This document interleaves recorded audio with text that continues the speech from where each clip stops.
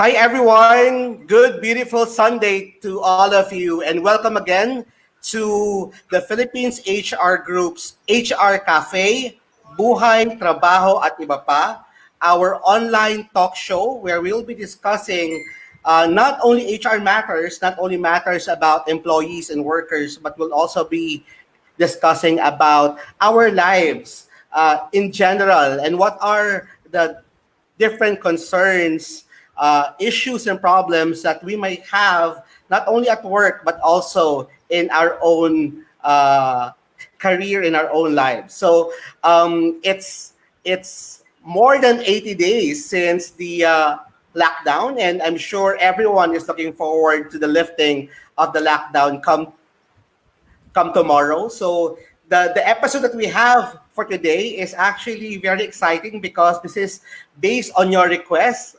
We had a very great reception during our pilot episode last time, and this is with regards to the discussion on HR laws. So again, welcome to the HR Cafe, Trabaho, BUhay at Iba Pa. So I'll introduce you first to my co-host, of course, Mentor Burns Ordonez Kaasi. Burns, would you like to discuss what's the our purpose for HR Cafe? What do we want to achieve in this program? Hello, magandang umaga po sa inyong lahat. This is Burns O. Kaasi, a friend of Kuya Darwin Rivers and dati niya pong kasama sa School of Life Radio. Ngayon naman po kami ay naglilingkod sa inyo hindi po araw-araw, every Sunday at 3 p.m. dito sa HR Cafe, Trabaho, Buhay at Iba Pa. Katulad po na sinabi natin last time, ito po ay magiging venue kung saan tayo mga HR practitioners, I'm also an HR professional in the academe. At ating pong pag-uusapan sa ating weekly episode ang iba't ibang mga timely news and updates about the HR or the human resources industry. We will also be imparting our knowledge and experience on different facets of HR kasi Kuya Darwin, napakalawak ng HR. In fact, sa academic formation nga natin sa human resources, merong 8 functions, no? Sa iba, merong mas marami, yung iba mas onte, may L&D, may labor. And exciting kasi ang ating pag-uusapan this afternoon is about HR labor issues. Eventually, mag-discuss din tayo ng iba pang mga issues regarding the different facets of the HR professional's life like training and development, organizational development, all of these things. And we will also be using our platform to introduce us to new technology in the human resources, virtual job boards, and also to be the bridge of understanding between employees and employers. At the same time, we want to provide you a weekly dose of inspiration and motivation for us HR and business professionals. Okay. And of course, since every one of us is entering the HR Cafe, I would like to formally introduce your cafe servers. So kami po ang inyong cafe service for today. My name is Coach Darwin Rivers. I am an HR professional with more than 20 years of progressive leadership and management experience working with top Fortune 500 multinational companies. I'm also the founder and president of the Philippines HR Group. I'm a certified life coach, a public speaker, and a motivational speaker, and of course, an HR consultant. And my co-host, to formally introduce him to you guys, Mentor John Bernard Ordonez Kaasi is an HR learning and development professional and educator. He's an online content creator and social media influencer. He's a radio broadcaster and creator of Unboxing Catholicism, podcast, and FB Live. And like me, he's also a motivational speaker and a financial life coach. So we are your HR Cafe servers for today, and we will be serving you the hottest topics in HR. What's in the brew, okay? Kaya naman, if you are an HR practitioner who's listening with us right now, please just comment yes para mamaya mabati natin sila, Kuya Darwin, no? And pwede po silang magtanong sa atin at magbigay ng kanilang komento dahil napaka-in-demand ng ating guest. Grabe, no? Talagang blockbuster si Atty. Tibe, kaya excited na rin ako makasama siya. Pero bago ang lahat, Kuya Darwin, meron muna tayong wow or word of wisdom from our Correct. HR guru. At ikaw yan. Well, actually, in every program, I would like to start with a quote, an inspirational quote, and for today, our episode 2, this quote is coming from Joshua Marine. He said that challenges are what makes life interesting, and overcoming them is what makes life meaningful. Right now, we are facing a lot of challenges, not only the global pandemic, where we're also experiencing a financial crisis. A lot of people are at work right now. A lot of people right now are having stress and anxiety. But what we need to remember is that we need to see them as just but challenges in our lives. And for us to grow, for us to be able to fully develop our own capabilities, and for us to see what we can really achieve, we need to go beyond those challenges. We need to overcome those challenges, because if we overcome those challenges, you will see that life will be more beautiful, that life will be more meaningful, and of course, you will be able to see the success that you would like to have in your life. What's your Galing. takeaway from this, Burns? Oo, alam mo dahil linggo ngayon Kuya Darwin at lahat tayo sa atin buong mundo na ngayon ay Sunday at alam mo gusto ko lang inform yung ating mga kaibigan nakikinig sa atin that we are also celebrating a grand feast in the whole Christianity today. Ito ay Pentecost, no? This is the day when the Holy Spirit came down to the early church to inspire them, to encourage them. And yung early church, Kuya Darwin, at sa mga nanonood sa atin, they had a lot of challenges. They were persecuted, and their life was really interesting kasi sabi nga sa atin ni Joshua Marine, challenges are what make life interesting and overcoming them is what make life meaningful. Palalimin natin ng onte, no? Our Christian faith, no matter whether you're a Catholic or a born again Christian, kahit anong Christian religion mo or Christian denomination you belong to, our life sufferings, all the challenges in our lives find its meaning on the cross.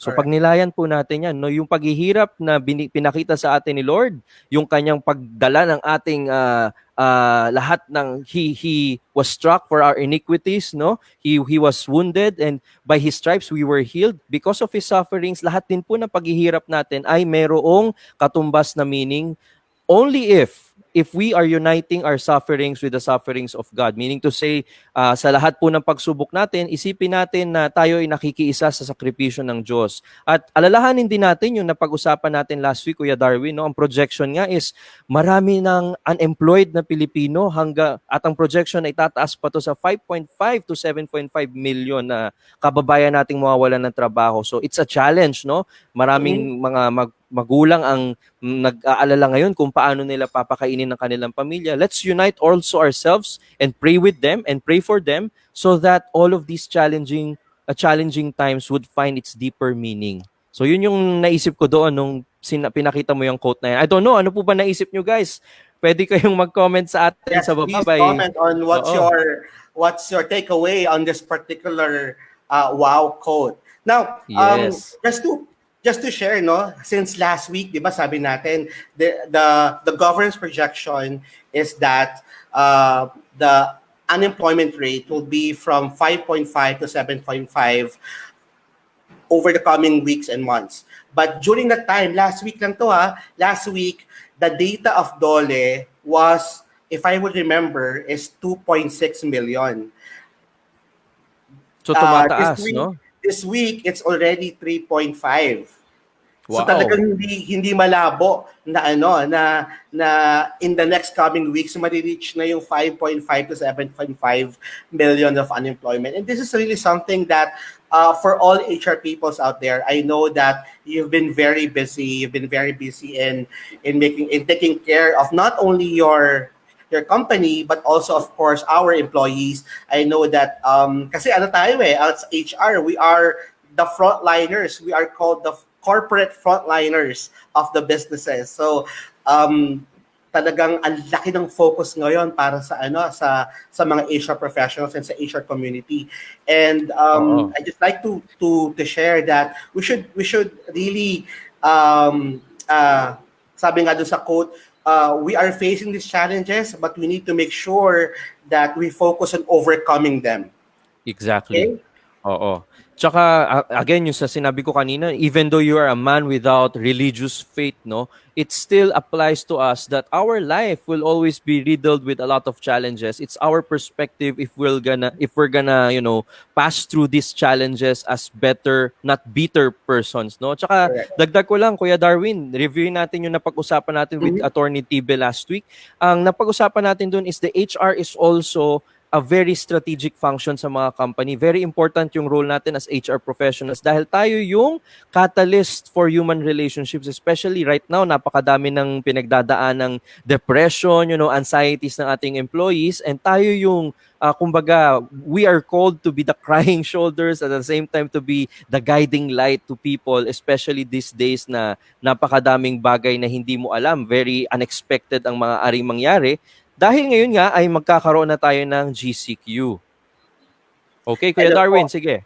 and of course, um, bago tayo magpatuloy, kasi alam ko marami naghihintay na dun sa discussion natin with Oo. Attorney Solo Tibe about labor laws and what are we looking forward to or what are we going to expect on the different kinds of labor issues na maaaring mangyari during and post-pandemic. And also, it's also an opportunity sa lahat po ng manggagawa, empleyado at HR professional na nakikinig sa atin ngayon, ihanda nyo na po yung mga labor-related questions nyo or HR questions nyo at sasagutin po namin to kasama ni Attorney Solomon Tibe. Pero let's go first with the HR news. Ano bang pinaka-latest HR news? Kasi last time, ang HR news natin is yung yung holiday eh. Ano bang pinaka-latest ngayon, Burns?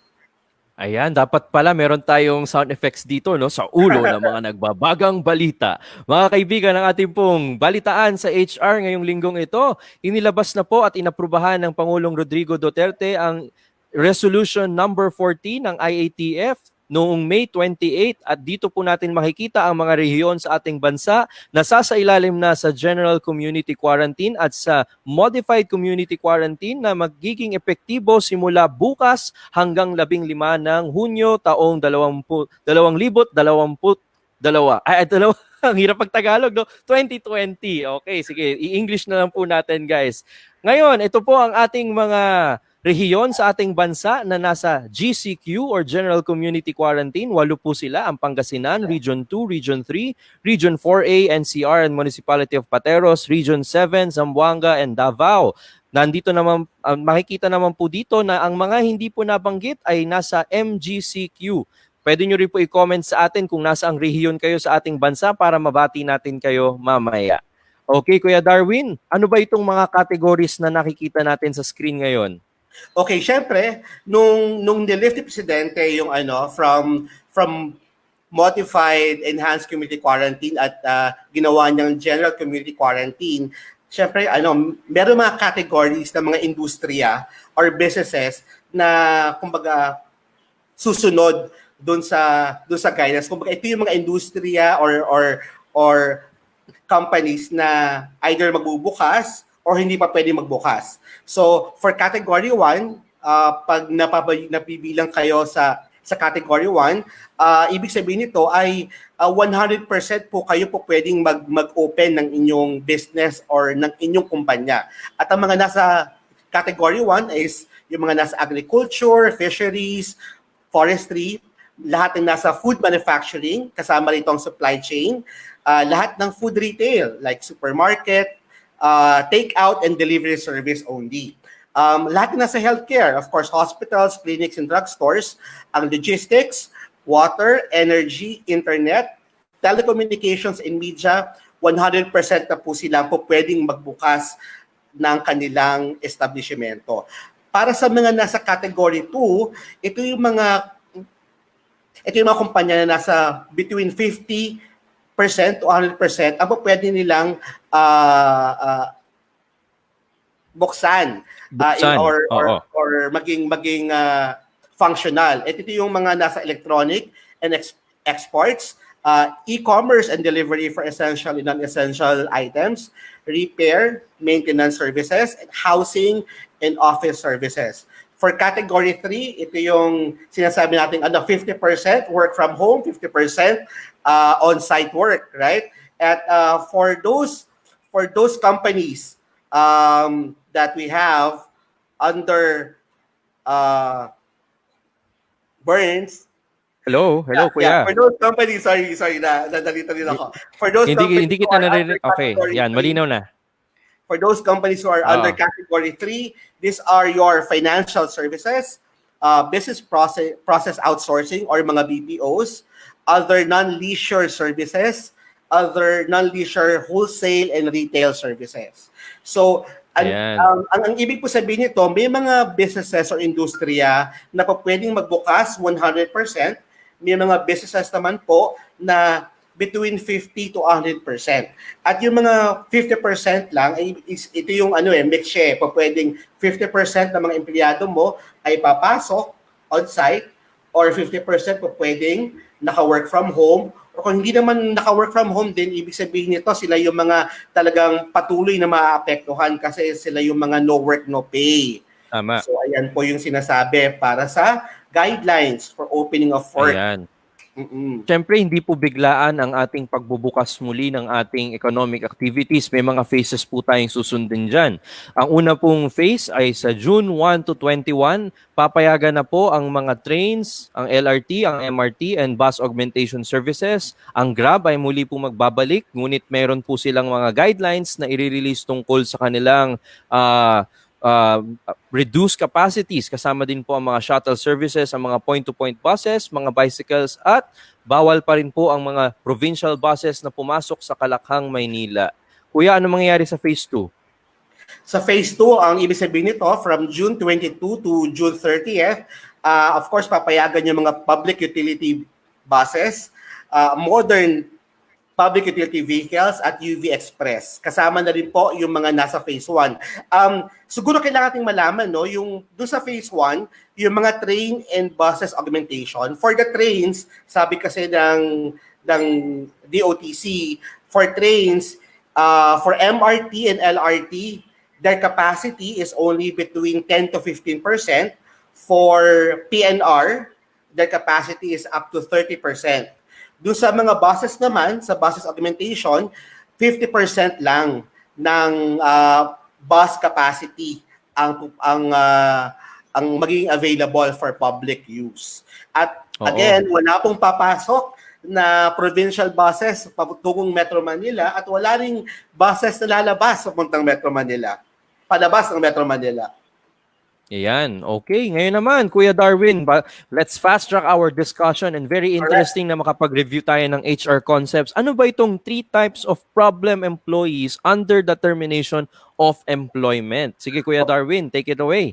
Okay, kasi last week pinag-aralan natin, 'di ba? Ano yung mga different types of termination? We've discussed about just causes and authorized causes. Ano yung mga nasa authorized causes at ano yung mga nasa just causes. Now, in terms of termination, siguro as HR, kailangan nating malaman ito yung mga nasa just causes pag 3 types of problem employees. So ano nga ba yung unang-unang problem employee?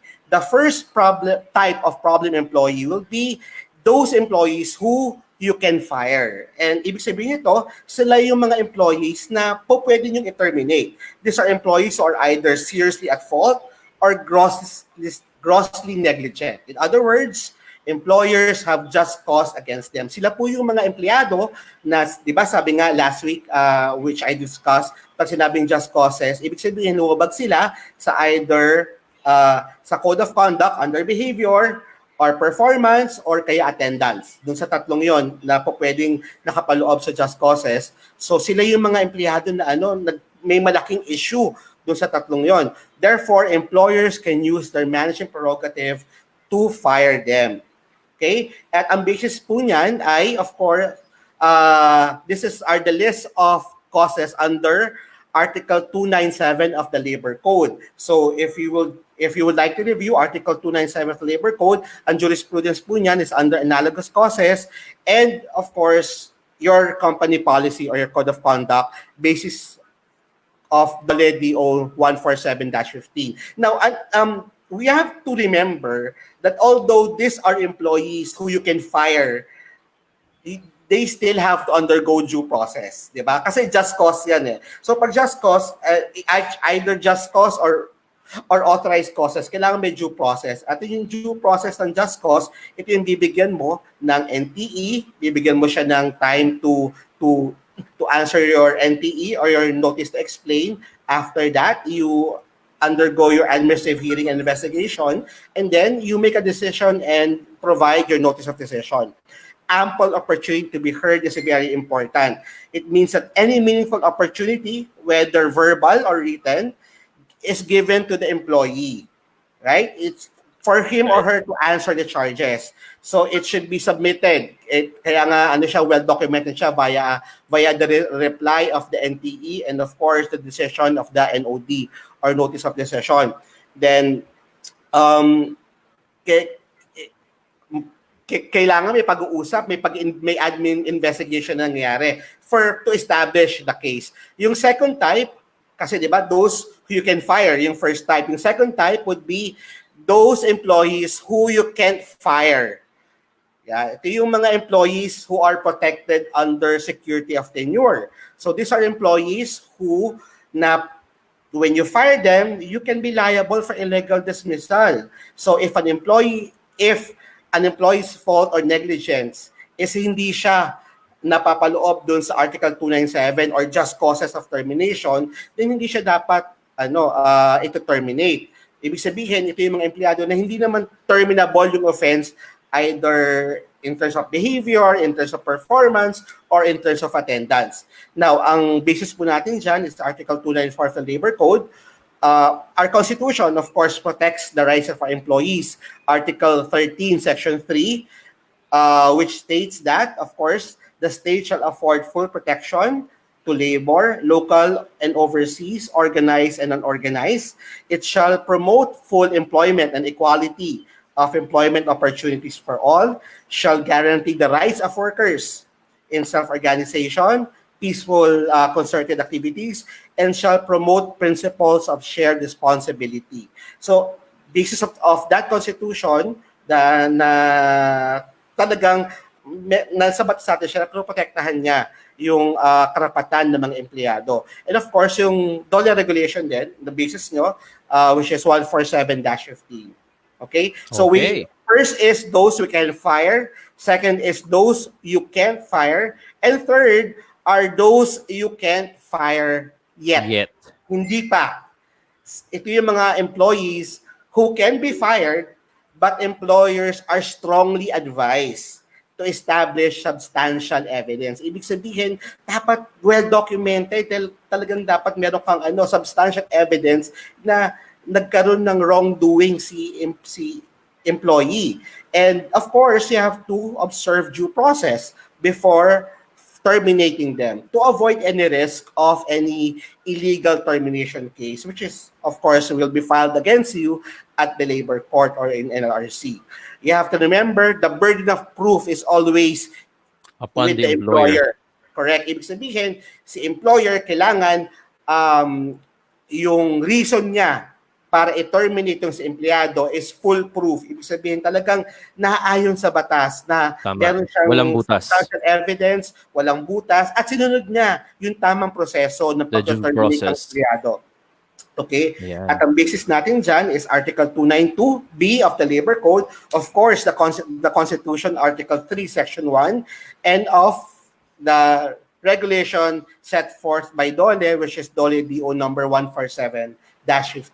Now, we have to understand that there are 4 elements of due process. And as an HR person na if you're part of your labor relations team or employee relations team and you're handling admin hearing and admin cases, you have to know that there are 4 elements of due process. Number 1 is quality in terms of administration.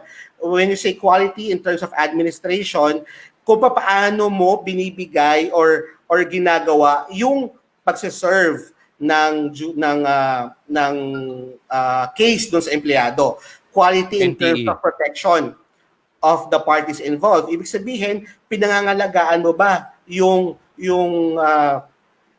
right nung taong nagkasala at nung taong nagsampa sa kanya, or yung right ng company? Kasi kahit na sinasabi mo na binibigyan mo ng NTE yung isang empleyado because of an infraction, you have to make sure you have to protect his or her identity. And also, you have to make sure that yung rights niya ay hindi natin nakakalimutan. Kaya nga, diba, na-violate. Kaya nga sinasabi ko sa mga ER and LR teams ko, pag naghahawa kayo ng kaso, ang tanging po pwede makaalam lang ng kabuuan ng case is yung taong involved plus ikaw as HR. Hindi yung kung matapos yung admin hearing investigation, hindi na kailangang malaman ng supervisor, ng manager, or ng taong nagsampa ng kaso ng administrative case laban sa employee. Hindi na niya kailangang malaman kung ano yung resulta. Ang pwede nyo lang sabihin is, we've already acted on it based on our code of conduct and proper sanctions has been given. Hindi mo kailangan i-chismis na, oy, huwag ka mag-alala, binigyan na namin siya ng 3 days suspension. Na memo na. Binigyan namin siya ng 5 days suspension, or i-chismis mo sa ibang department na naku, terminated yan, for termination yan, nagre-render lang. Hindi ganoon. Pinoprotektahan natin dapat yung right ng ating empleyado kahit na he or she is undergoing admin hearing. Bawal po na sabihin dun sa ibang tao, maliban dun sa taong involved, yung result ng case niya. Okay? So, Tama. I think we need to go ahead because I'm sure a lot of people are already ready to hear on Attorney Tibe. Our guest for today, of course, is none other than Attorney Solomon Tibe, and this is actually part 2 of our discussions regarding labor laws and what are we expecting in terms of the labor issues and labor concerns that we'll be facing under the new normal. Hi, Attorney Tibe, magandang hapon po. Attorney, Attorney. po kayo. Hi, good afternoon to both of you, and to all the listeners and watchers, followers of HR Cafe. Trabaho, BUhay, at Iba Pa. Correct. I'm excited. Yes, Attorney. And, marami rin ako napulot Kamusta sa po kayo? Okay naman. I'm good. So far, I'm at home. Last time I was in the office. I'm doing some work when you invited me to speak. So this time I'm at home. So pardon me if once in a while biglang lumabas yung anak ko in the screen. But anyway, I prepared for this Okay lang afternoon. po yan. Okay, so Attorney, napakarami pong tao, mga taga-community natin ang talagang nakinig sa inyo during our pilot episode. Talagang napakaraming questions pa din ang nais silang itanong sa iyo. Kaya po nila din itong part 2 na to. So Attorney, maybe you can start your discussion kasi 'di ba alam naman natin na by tomorrow, June 1 is already GCQ for our employees, 'di ba? So may mga employees talaga na talagang papasok na sa kanilang trabaho. May question dito, Attorney, can an employee refuse to go to work during GCQ kasi meron siyang fear na baka daw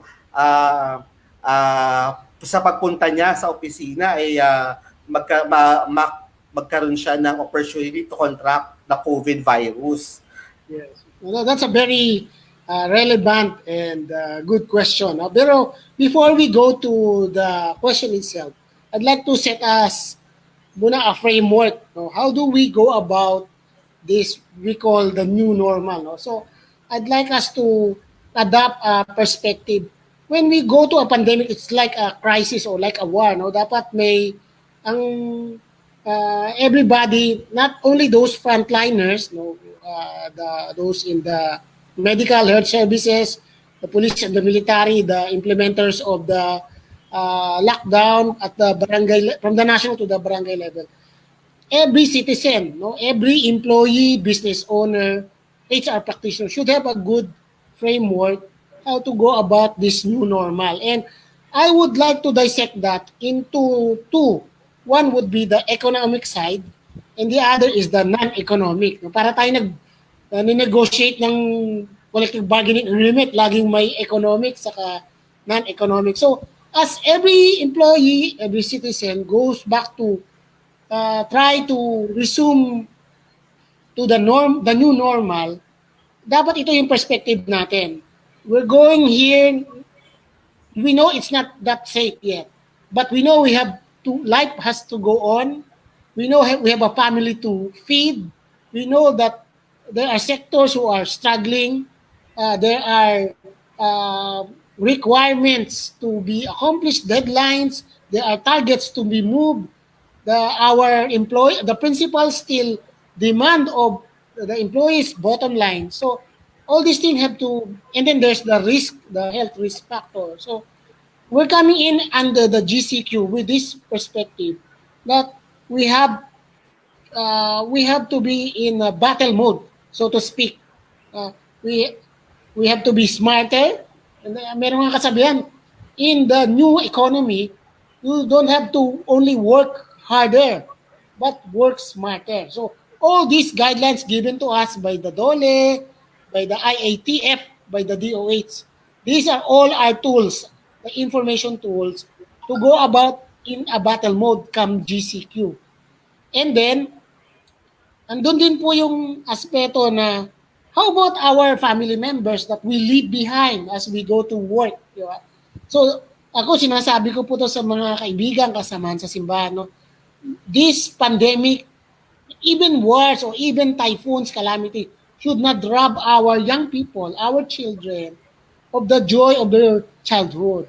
So, as parents, as heads of the family, we will have to weigh in all these things. No, we are in battle mode. We want to, but we need to maintain normalcy at home. We have to, and this war is not something that you can see the enemy. You can see, so but and you don't use you don't use guns.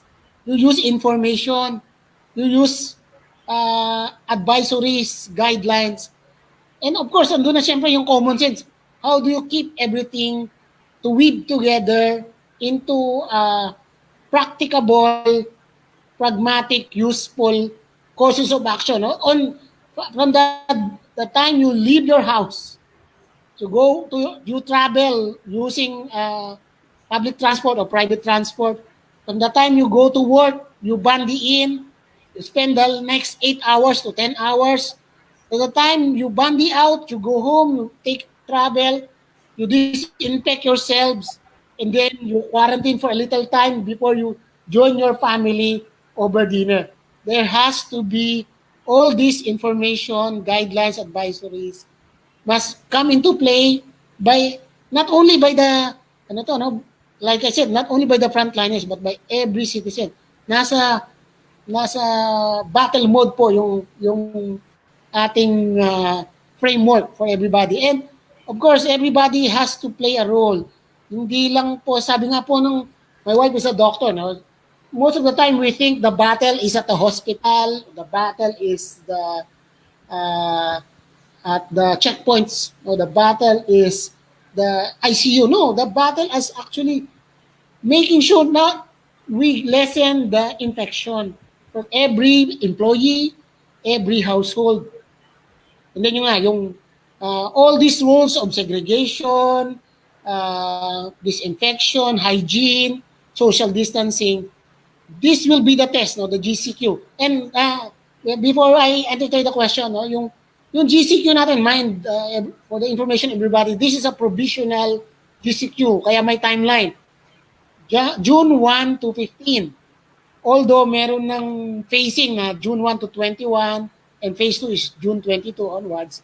But the GCQ, the initial, is provisional. So anytime if the cases surge, our IATF can still recall back this quarantine status. So, yun, mga kaibigan, mga kasama sa hanap buhay, no? Let's go to the battlefield tomorrow. Sabi po ng iba, ano raw para tayong survivor Philippines. No? So, bilo nga ng iba, matira matibay daw. No? Kasi it's really a debate. No? Like I said last time, when the decision of our top officials was made to reopen the economy, it was made in consultation with the business sector, the economic planners, between opening the economy to revive, no? Like, yung kanina yung projection nyo, 3.5 million jobs are affected versus 100,000, in our case now, we are about 16,000 cases and about less than 1,000 deaths of COVID victims. How do we find the middle ground? No? Mamamatay ka ba sa sakit or mamamatay ka sa gutom? Yung pamilya mo mamamatay sa gutom. So, we have to really, like I said, everybody should play a part or cooperate with our government. We will fight this battle, not only our frontliners, but every citizen, every employee, and HR practitioners have a very crucial role to do that, to lead us to the battlefield. Agree on that, attorney. And attorney, regarding the question, siguro, no, I know you'll be able to provide your legal guidance on this. Kasi for us in HR, if an employee refuse to come back to work tomorrow, let's say na meron ng return to work notice or recall notice sa kanya para magtrabaho na kasi nga GCQ na, the company has the right to actually follow due process. Kasi nag-send na ng recall order. Kasi for companies, as long as the company is following the guidelines, the health and wellness guidelines that was provided by DTI and DOLE, yung kanilang, kasi meron silang tinatawag na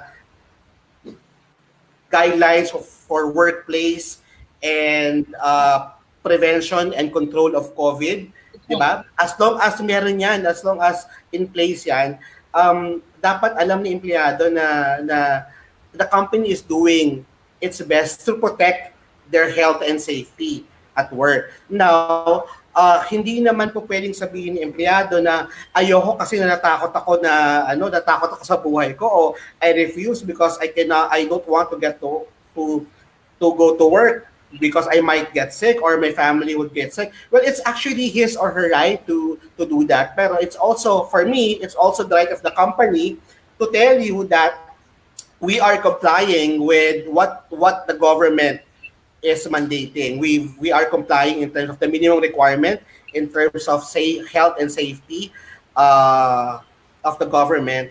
And we need you at work and you refuse to go to work. So will it be mandatory that we can send out a return to work notice, and if the person still continues to return to work, we can terminate in a sense, right? Well, actually, yes, that's there are. I would qualify the answer to that question. No? So, if the establishments already observe the guidelines, they put up their safety mechanisms in place, and the worker, like I said, should have been with that more than 80 days of ECQ and ECQ. If she was or he or she is following the news, he should already be aware of what to observe, how to protect himself. So when the company calls him back to work, especially if the work is part of the essential industries, that worker has no choice but to go back to work. Agree. Now, he has to come up, if he refuses to work, he must come up with a very good explanation. Is he an elderly? Does he have existing Pre-existing condition. illnesses? Is he immunocompromised? If he can come up with all this good explanation, justification, well, the establishment may reconsider calling him back because those are the vulnerable sector. But if he falls to the majority population of, good, fit to work, he has no excuse not to report for work. Especially now, actually, the reason to go to work should be not only because the company is calling you. The reason you have to work because you have a family to feed. You cannot stay at home, be idle, and expect to be paid by your employer. That would be unfair, no? That would be Correct. unjust. Correct. Unjust Uh, enrichment, attorney. But especially, I think attorney. So it's well established. If the employee refused to come back to work, and there are already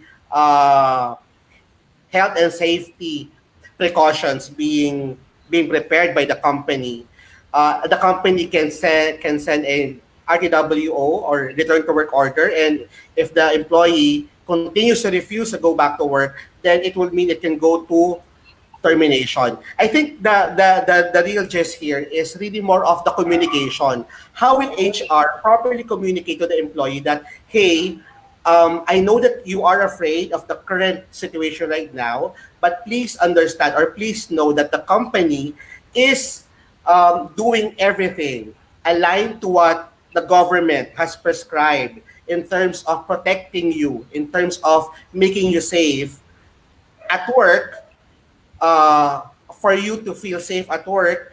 So there's nothing really that you can say that na ayokong pumasok kasi baka ma-compromise yung health ko. Kasi we have to understand that it's two-way. Hindi lang yung company ang kailangan mag-protect sa health mo. Ikaw din bilang manggagawa at bilang tao, paglabas mo pa lang ng bahay, wala ka pa sa opisina, kailangan nandoon na yung pag-iisip mo na kailangan protektahan mo yung sarili mo, right? And Right. over the past 80 days, sabi nga mga attorney, napakarami ng binigay na guidelines yes. ang gobyerno at para may make sure na maprotektahan ang ating mga mamamayan. So, Okay. ayun, nasagot na yung question na yon. Meron tayong mga modified forms of that question, attorney, no? Let's flash Nakita one ko of these. Oo. What if transportation is the problem in reporting to work? What should the company and employee do? Kapag Well, ang sagot transportasyon. dyan, I watched the news and heard Secretary Bello said that the company who would like to recall your workers to report for work should, in the absence of a public transportation system, should provide the company shuttle to ferry the worker from the place of their, near the place of their residence and to the place of the establishment. Now, the problem is, Not all company have the resources, Yes. attorney. Oo. Yan, Ano pag wala yung to, company resources? to consideration siya. Some employees would be residing in a very far place. Diba? And the company can only provide a schedule for the company is encouraged to come up with a transport system that would accommodate the workers coming. Kumbaga, kung 50% ka, at least 50% ma-ferry mo. But the problem is, what if the employee is living very far away? So, my idea is that there has to be a meeting of the minds, or meet halfway. So the worker must make an effort. Don't expect that the shuttle will fetch you from outside your doors. From the gate of your house. May toda na ngayon, may tricycles na eh. So from your house to the public highway, you can take the tricycles. Iba nga nagkalabaw, I saw in Cebu or Iloilo yun. Some took the carabaos and their horses because exempted yun as public transport to go to the market. So same thing with the employees. You can take the tricycles, you can take your bicycles and go to the public highway, and the company shuttle will fetch you. Now, the problem is some establishment nga po do not have that resources. Now, I think what can be done here is for the company who cannot provide a shuttle, the employee could consider taking a bicycle or renting private transportation system and then mag-carpooling na lang sila. So that makamenos naman. If possible, the establishment would defray the cost of transportation. Medyo ano lang to kasi these are not clear in the guidelines. So I would recommend there would be a meeting halfway. Half of the transportation cost should be shouldered by the employee because they will be renting out a private transport. The other half should be shouldered by the employer who asks these workers to report for work. So the objectives and the interests of the employers are served, and then the transportation requirements of the employee are also served. So these are Agree not on that, attorney. yes, Darwin. Agree on that. I think it's really more on this should be part of your BCP or business continuity plan. So kung walang transportation, kung limited transportation, kailangan ano yung paraan ng kumpanya para mapapasok yung mga empleyado.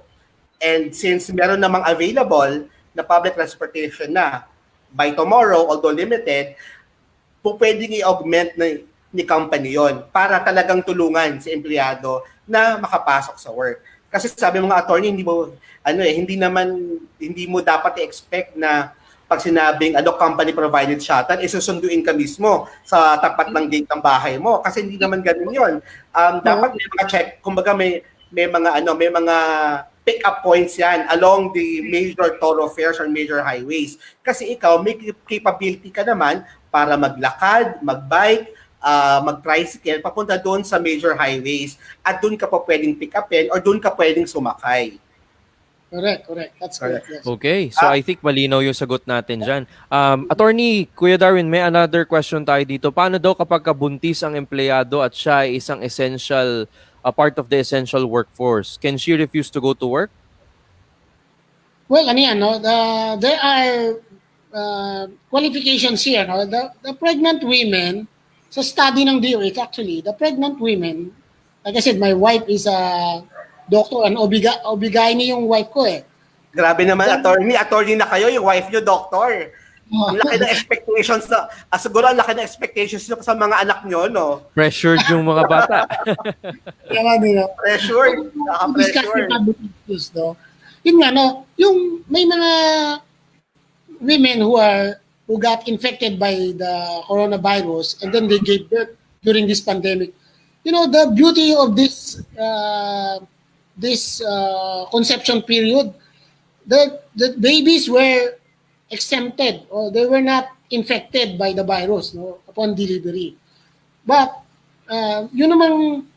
when the mother is still positive and then she gets in contact with the baby, that's the time that the baby gets infected. During conception, during delivery, the baby is not infected. So, dito sa pregnant women, which is who is working on an essential industry, can she refuse to go to work? The answer is qualified. If the OB-GYN, if the doctor can give her no clearance to report to work because of her vulnerability, kasi mahirapan siyang sumakay and all, so I think the company should consider giving her a flexible work arrangement. Another thing is the stage of the gestation. So, may iba kasi mga talaga difficult pregnancy. May iba nasa pregnancy meron yan first quarter, second quarter, third quarter na gestation period. Yung third period saka first period, yun ang medyo sensitive. So, the HR people should know this. If you refer them to the OB-GYN, get a clearance, if they can report to work, they can take the public transport or there can be an alternative transport. If not, offer them a alternative work arrangement. Now, if the pregnant woman is strong, like a 20-year-old, 22 years old pregnant women, refusing to go to work because nasa fourth month of pregnancy. Sabi, hindi, buntis ako. I think that would not be an acceptable reason because not qualifying for exemption. Kasi case-to-case po tayo doon, no? Better refer the matter to the OB-GYN if the pregnant woman is strong, capable, needed sa essential duty like diba, yung mga quality control o nasa supervisory position, maybe you could we can they cannot refuse to work. They have to go to work. They need money to save for their baby, for their delivery. So magtagpo na lang, no? Let's satisfy the requirement of the principal, and then the employee goes back to work.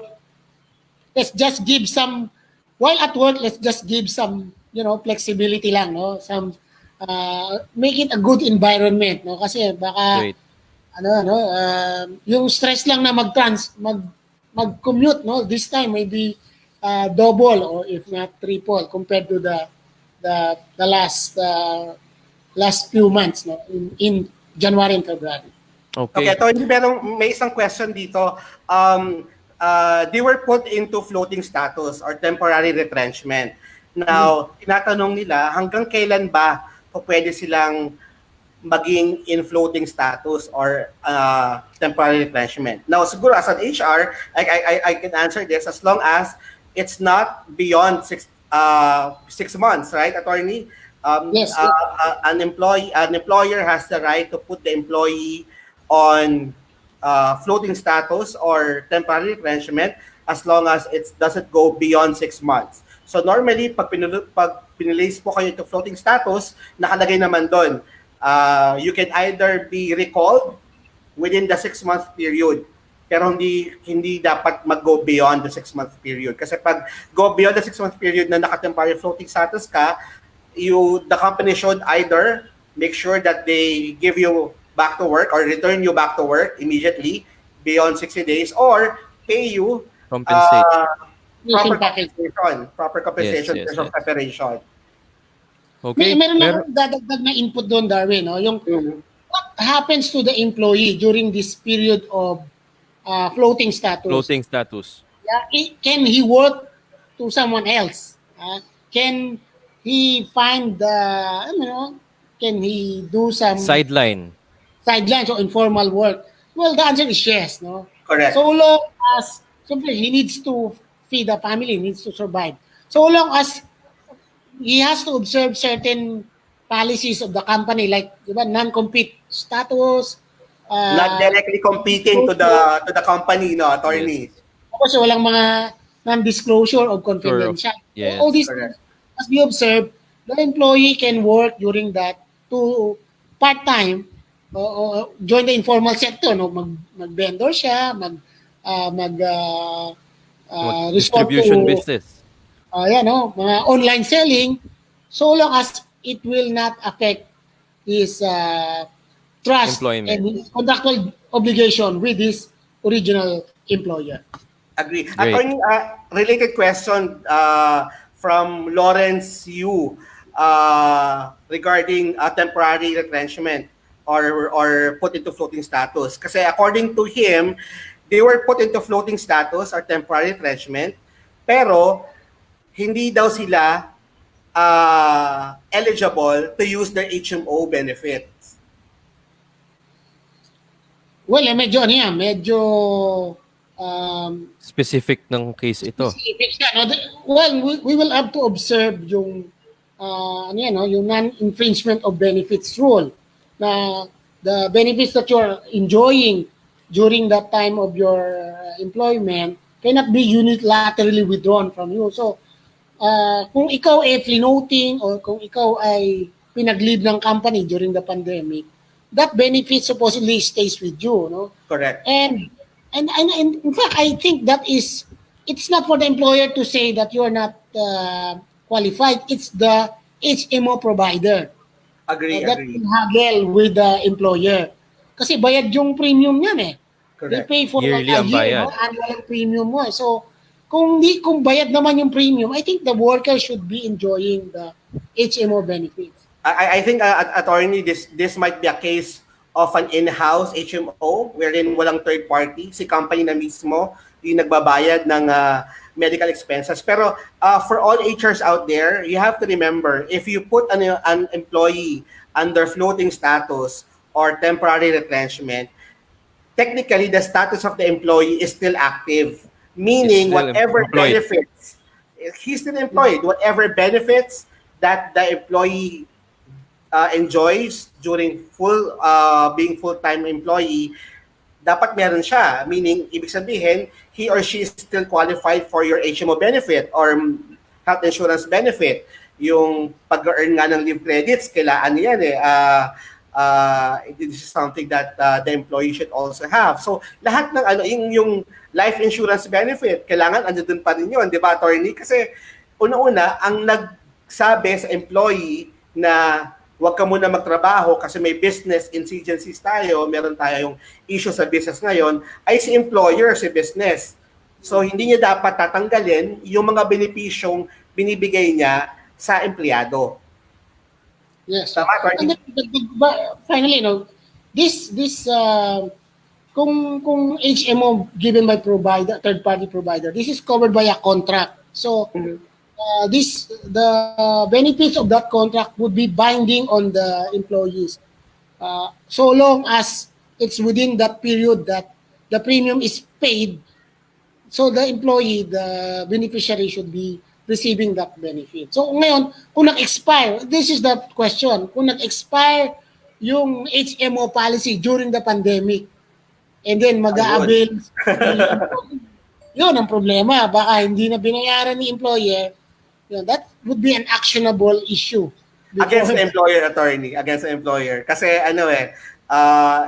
if it states in the employment contract that you would be secured and you should be receiving your life or medical insurance benefit as long as you're employed, then hindi kasalanan ng employee na hindi nag-renew or na-expire yung renewal contract niya sa third-party HMO.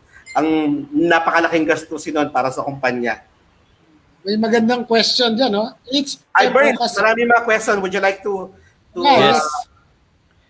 I'm trying to filter all of our questions. Dumadami sila and keep them going, guys. Sabi ni Pam Hirang, how about pharmaceutical companies who's into deliveries of essential items? Delivery personnel refuse to work due to hospital deliveries. Is it right to consider as imminent danger? Nako, medyo that would be very discriminating on the part of the frontliners natin, no? It has never been danger or something to be afraid of to go to our hospitals.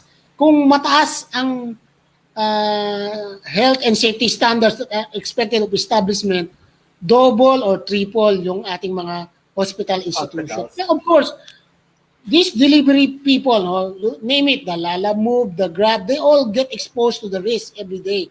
But we expect, based on our DOL and DTI guidelines, that they should put their safety and health measures in place for these people that they get deployed. No, they boost up their immune system with vitamin C.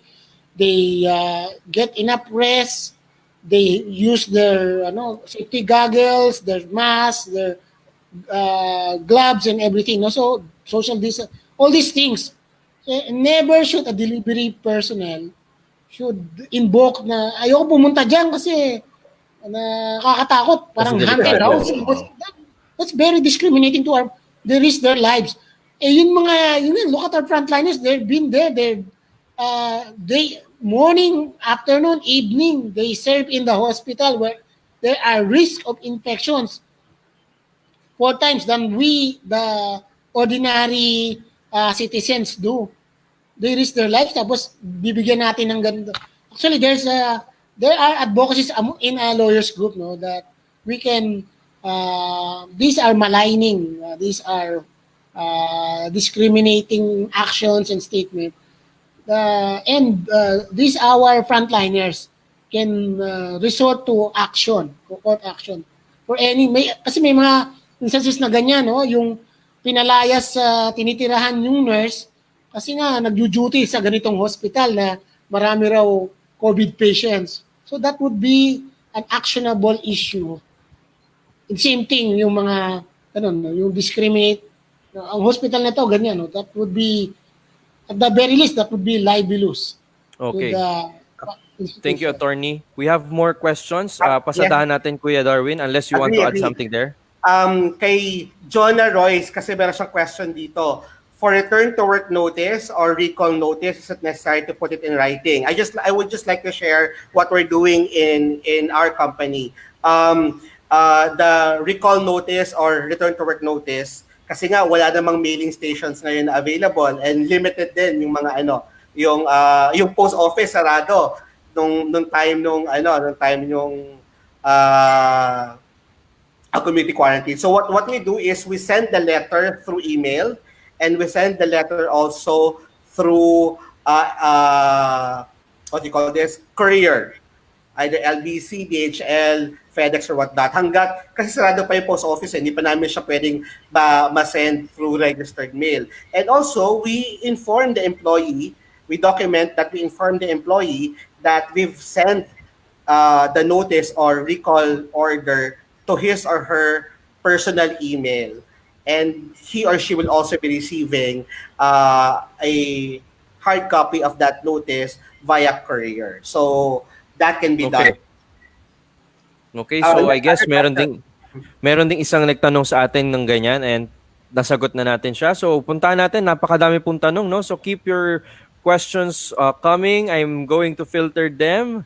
Isa-isahin natin, Kuya Darwin, dahil marami ito talaga.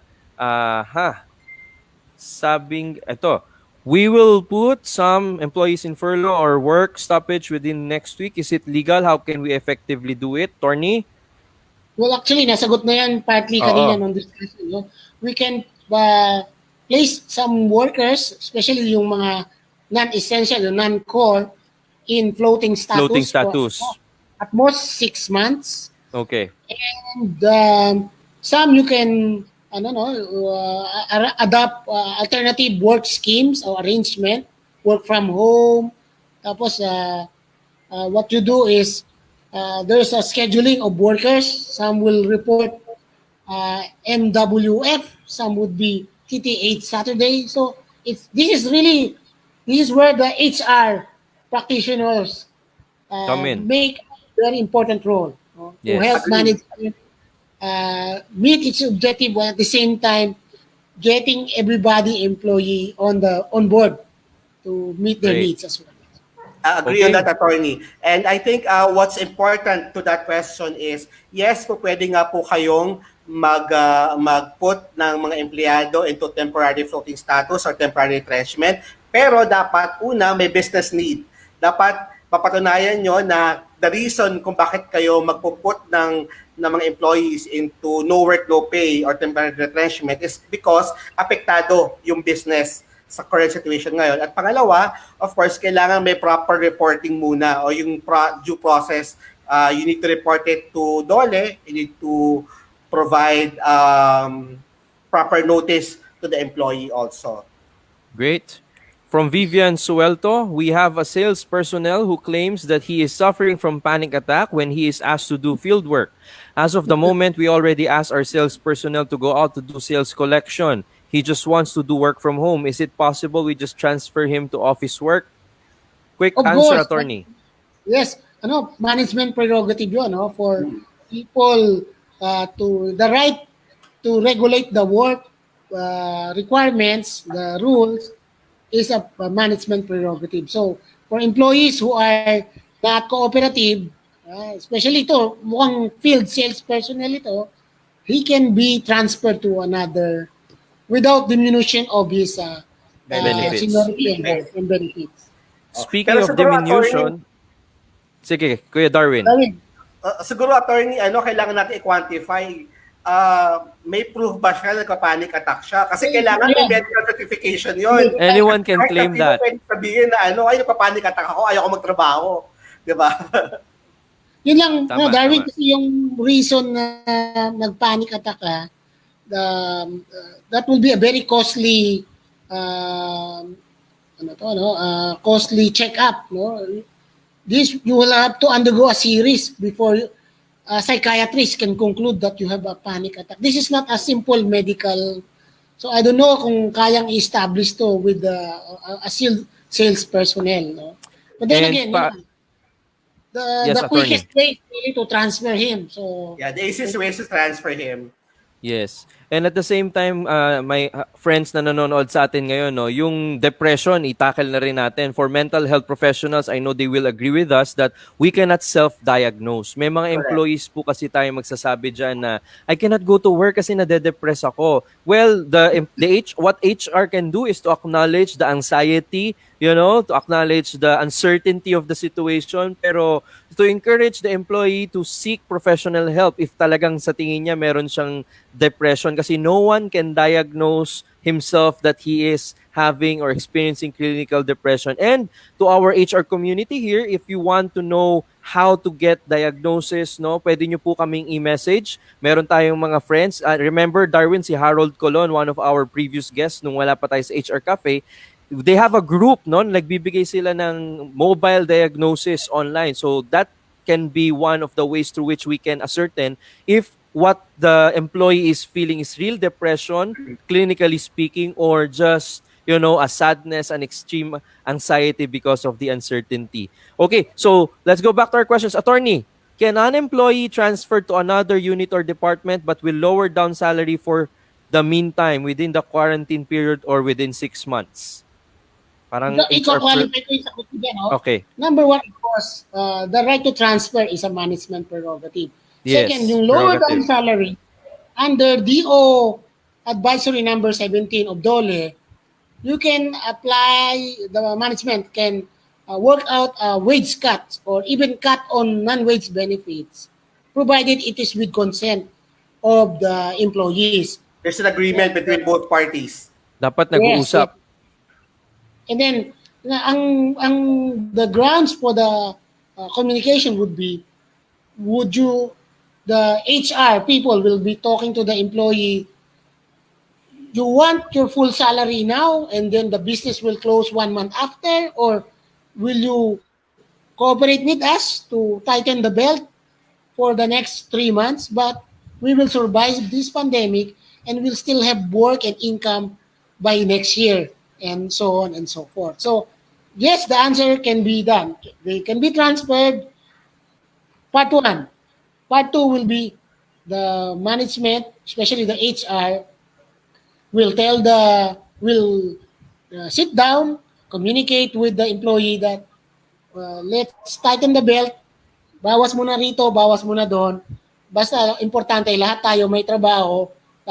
Lilipas din itong bagyong ito, meron tayong aasahan na negosyo na nakikitain by susunod na taon. Agree. Great. Another question from... Quick lang, no? Sure, Alam mo, right. ang gusto ko pa sanang maging, bukod sabihin battle mode, I look forward to a time na everybody does their work, their part. We can really look up to a Merry Christmas.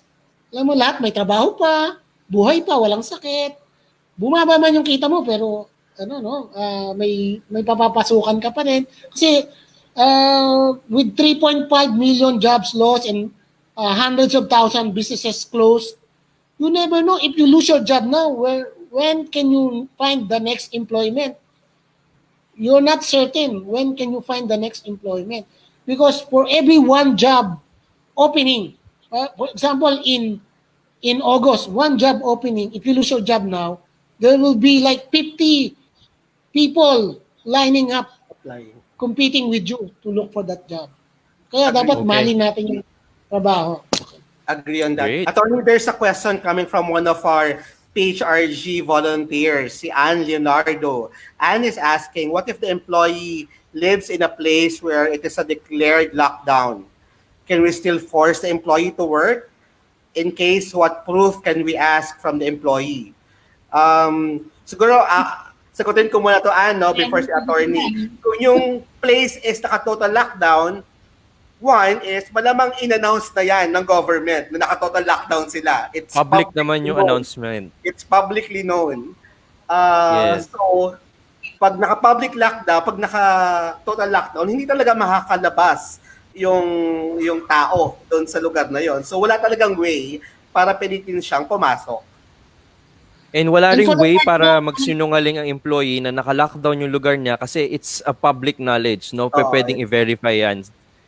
Correct. And on the part of the employer, I will not request that worker to report to work if he resides in a lockdown barangay, because that would putting the workforce at risk. At risk. More people at risk. Putting at risk. Tama po yan.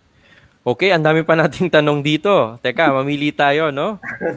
Sabi ni Carl, are employees still bound to non-compete agreement if the company went bankrupt or total closure? Ito yung kaninang napag-usapan natin about non-competing, no? Kapag may sideline ka na gustong i-pursue. So, is it still in effect kapag nabangkarote na ang isang kumpanya or total closure? Parang for me, Kuya Darwin, attorney, kapag close na yung company, wala na rin yung kontrata. Tama ba? Sino naman hahabol sa'yo kung sarado Kaya nga. ng company? Exactly. So parang, Carl, baka hindi lang namin naintindihan ng Oo. maayos yung tanong mo. So please, if you can comment, no? Baka para malinawan tayo kasi for us, ang kontrata is co-terminus with the other party. Tama ba to, attorney? Yung sinasabi natin na kapag may Consensual yun. ka, di ba co-terminus yun? Meron So pag kasi wala yung other party. observe ka. Exactly. Opo, sabi po sa atin ni... Ito-qualify ko lang, no? Sige po. Let me just Sige, qualify. attorney.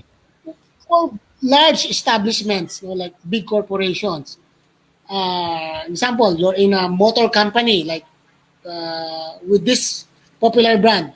Yung branch niya nagsara, because of the lost sales, high rent, and everything, overhead.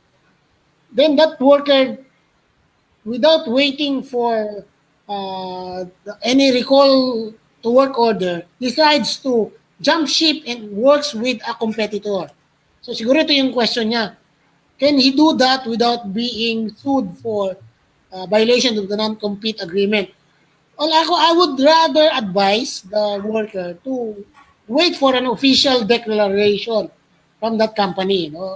A written official statement that the company is already closed, and kasi yung bankruptcy and insolvency, these are very legal matters Terms. in our jurisdiction. There has to be, in some cases, there has to be a court order for certain parties to be absolved of their liability. Kung ikaw yung employer, nagsara ka, hindi ka naman nagkaroon ng bankruptcy order from the court, you're still bound to pay the workers their separation package, Correct. retirement benefits and so on. No? But if your company gets into bankruptcy proceedings and gets a judgment from the court, you are absolved from that certain liability from the creditors, from the suppliers. So may ganung aspeto. So I could say magantay, wait for the official notice or declaration from your employer before you consider employment to a competitor. Okay. Or establishment in the same. Yes. Meron po tayong interesting na question dito, parang malapelikula ito, no? Paano po if nagtanggal sila ng mga employees to cut costs daw, pero nag-hire naman sila ng new employees? Nako, sa na-discover ni employee na nagtanggal, pero may pinalit sa kanya. Siguro, we can qualify this kung anong function yung tinanggal at anong function yung nilagyan ng tao, no? At what can you say about this, guys? Ako, for me as an HR, we have to understand, we have to know muna, ano yung posisyon na natanggal? Exactly. At ano yung posisyon na na-hire? Dinagdagan. Kasi pwede naman na kaya nag-hire kasi nagkaroon ng reorganization wherein positions or responsibilities were merged into one. Meaning, yung naging obsolete na yung dating role mo at dinagdagan ng mas bagong role or mas bagong position because of reorganization. Yung hinire nila, mas malaki yung scope ng responsibility, mas malaki yung scope ng work or ng job description. If that is the case, I don't see any reason na magkaroon ng issue. Pero kung sinasabi mo na nagtanggal na same level, same role, tapos after a while nag-hire uli sila, then that is something that we might question. Attorney, what's your opinion on this?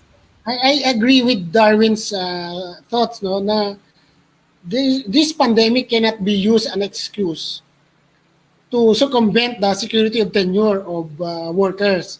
So if the company really finds that there are jobs which are already superfluous, duplicating, which are not anymore responsive to the business requirement, the management has a prerogative, no, to downsize. Now, uh, a caveat for those who are most of the time there are companies who will use certain uh, natural calamities to disguise their. I mean, they waited for this timing as an excuse to fire off the, alam mo na, yung Nuisance those who are giving the employees. headache, those are the very problematic employees. Uh, Attorney, sinishare mo naman yung mga trade secrets namin. Quiet, secret lang yan. Joke lang po.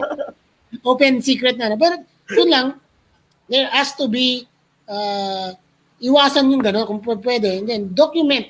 There is really a worker that's getting into the nerve of the employer.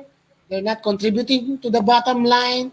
They're making more problems than solutions. Well, you can always apply the tools of HR. No?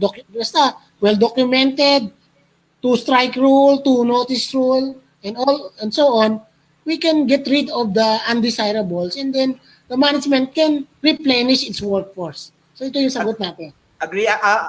Attorney, just to give also an example, hindi lahat kasi ng trabaho, or lahat ng trabaho is actually expendable. I have a case before where the VP for HR ang tinanggal kasi nag-downsize ng gusto yung company, nawala yung 30% ng kanilang manpower. So, imbes na magtanggal sila ng mas maraming empleyado pa, ang VP of HR, marami naman siyang managers and directors, ang ginawa, nag-decide si company na ikaw na lang ang i-retrench namin kasi ikaw ang may pinakamalaking sweldo, pag nawala ka, magsusurvive pa rin si company at yung role mo naman is pwedeng i-delegate into a much mas junior level roles.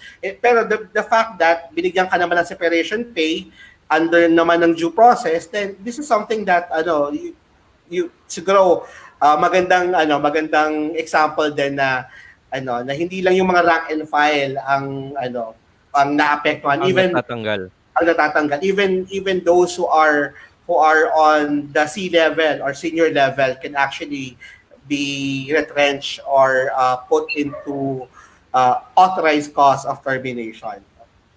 Okay. Other questions that we have? This is a very... Nako. Oo. Siguro after ni Jude, tignan natin yung mga mahahaba nating question, no? Sabi ni Jude, "Hi sir, pwede po ba mag-request ng work from home mga staff for selected days? Again, management prerogative and usapan with the employer." I think wala na, self-explanatory na tayo dyan, no? Tignan natin, sabi ni Marky, "For those employees who are under floating status, are their employers responsible for them? I mean, should the company..." Yes, kasi po, they are still employed. Okay? Just tell me, attorney, if meron pa tayong clarifications, but I think nasagot na natin yung iba dito. How about the resignation process? Thank you. Anong ibig sabihin kaya ni Facebook user resignation process? Siguro tinatanong kung okay lang ba mag-resign ang mga empleyado within this period of quarantine? Pwede, Quick hanggat answer. hindi sila nakatanggap ng SSS, SBWS. Kasi remember, sabi ng SSS, Dapat di mag-resign. Bawal mag-resign kung nakatanggap ka ng financial assistance from the government.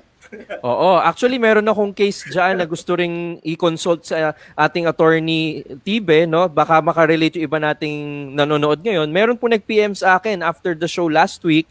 She has a small company, delivery, and then ang kanyang, one of his delivery guys, gustong mag-resign para daw po mag-full-time na sa Grab, Lala Move, no? Sa Grab or Lala Move. And he was given that SSS benefit. Pero ang sabi po kasi, di ba, kapag nag-resign na empleyado doon sa employer na nagbibigay ng SSS benefit during this time of pandemic, kailangan i-refund nung employer sa SSS yung kanilang binigay. So paano po ba yun? Dapat ba pigilan ni employer na mag-resign si kuya na gustong mag-full-time sa Lala Move, or is there a work around their attorney? Well, actually, I can understand bakit gusto pumunta sa Lala Move. Malaki yung Tama daily po. rate. May parang incentive and commission basis for every delivery. The thing is, we have to strike justice also for the employer and the SSS. Yes. The reason this benefit was issued because in the past, the employer contributed to the system.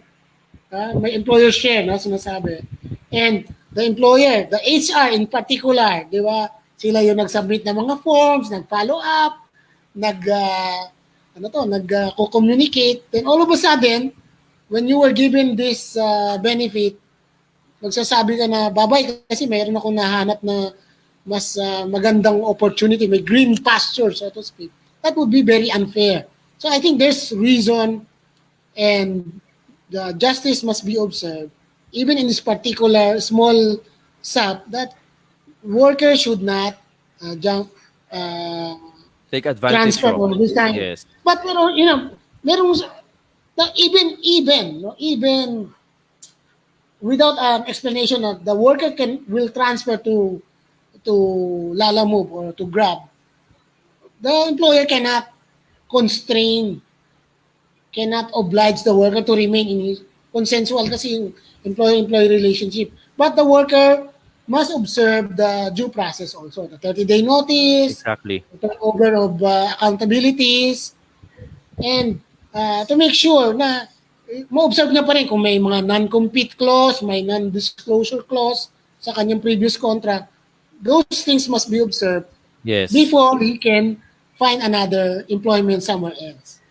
And Ay, also, sabi- ibabalik niya yung binigay sa kanya ng government. Oo.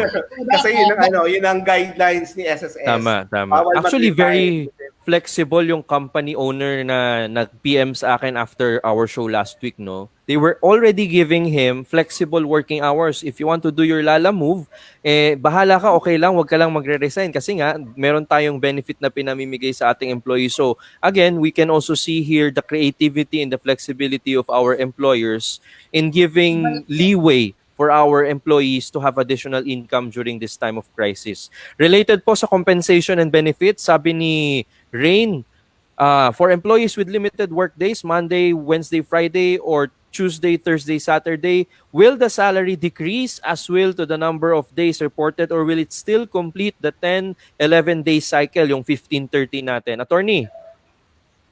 Well, crisis nga the worker should not expect to be paid In full. In On full. 3 days three lang day yung work, napakod niya. 15-day Again, salary. justice, no?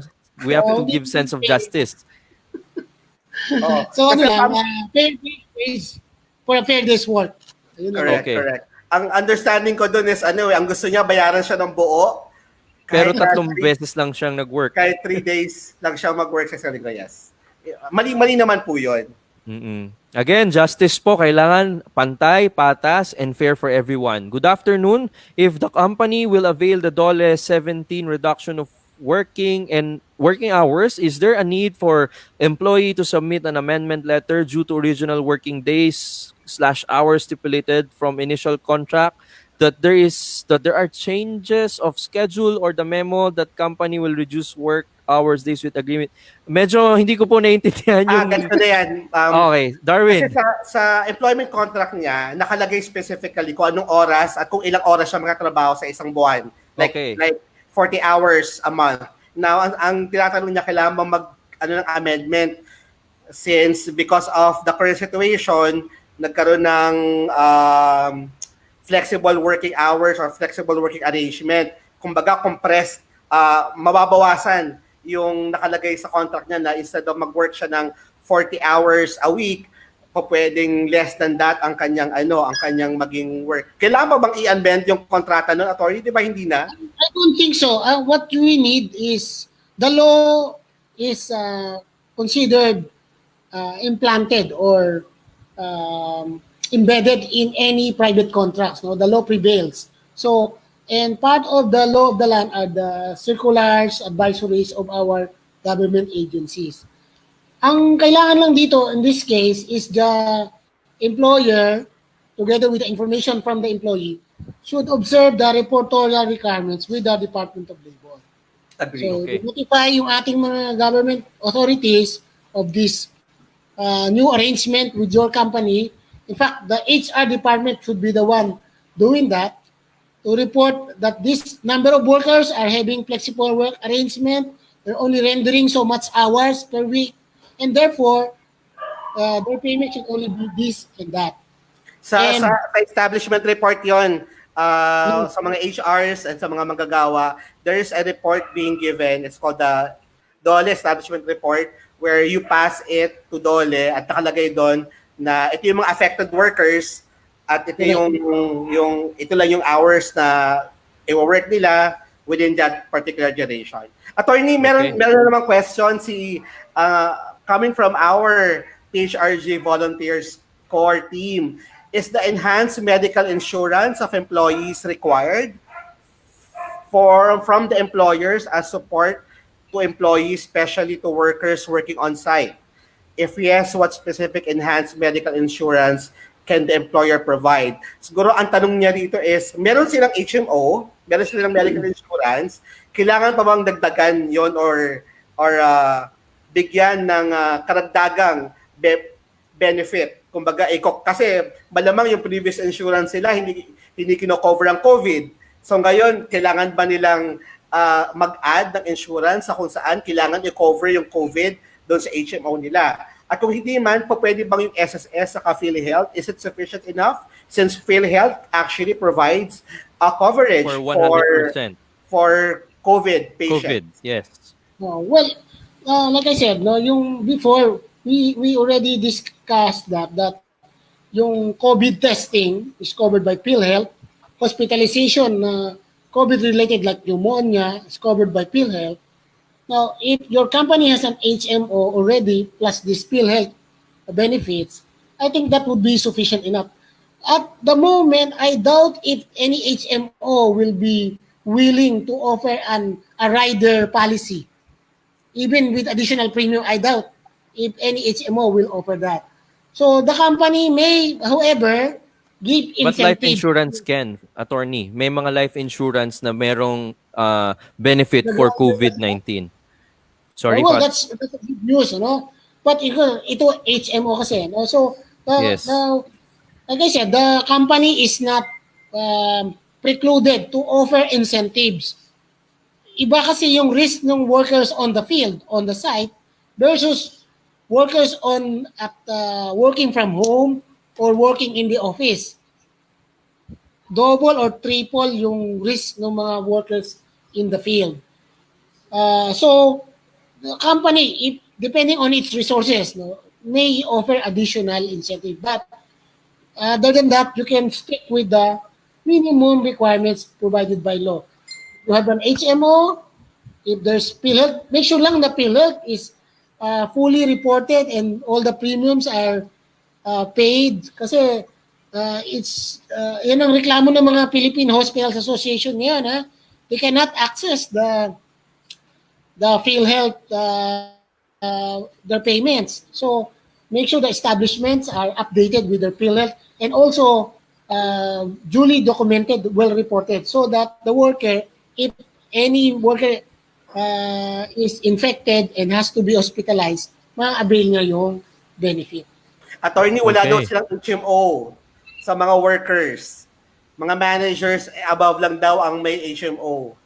So ang sinasabi niya is, pwede ba na yung SSS saka PhilHealth na lang ang mag-cover since meron namang coverage as per law? Is that something that or kailangan talaga nilang kumuha ng additional coverage coming from a third-party HMO? Well, like I said, no, this is a pandemic. Everybody's in shortage. Everybody has facing extinction for many, extinction of their business, and for a few, extinction of their life. So for a worker to expect to have an added HMO, well, really, that is not something that can be expected of, nor a demandable right. What is only provided by law is that through the PhilHealth packages. Kung bayad ang establishment, na i-remit yung employee contributions to PhilHealth, there's proper reporting, I think that would be satisfying the requirements of the workers, especially in field personnel. Agree. Okay. Attorney, may isang hugot dito. Oh. Kung less ang work hours because of the reduced work week or flexible work schedule, bakit daw ang contribution sa SSS, PhilHealth, and BIR hindi daw reduce? I wish I can answer that, no?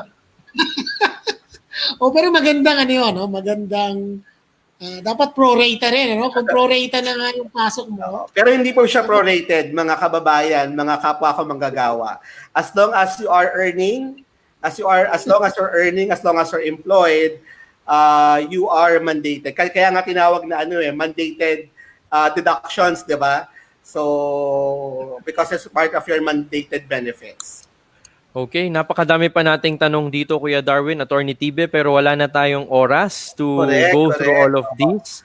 So, Nako po. I think the best thing to do is ask all of these people to post their questions at the Philippines HR Group FB group page, and we'll make sure the moderators, the senior mentors will make sure that we will answer you as long as it's posted there. And of Ayan. course, you can reach out to our very competent and very reliable Attorney Solomon Tibe. Attorney, how can companies reach out to you if they would need legal counsel, if they would need your legal guidance on certain matters? How can they get in touch with you?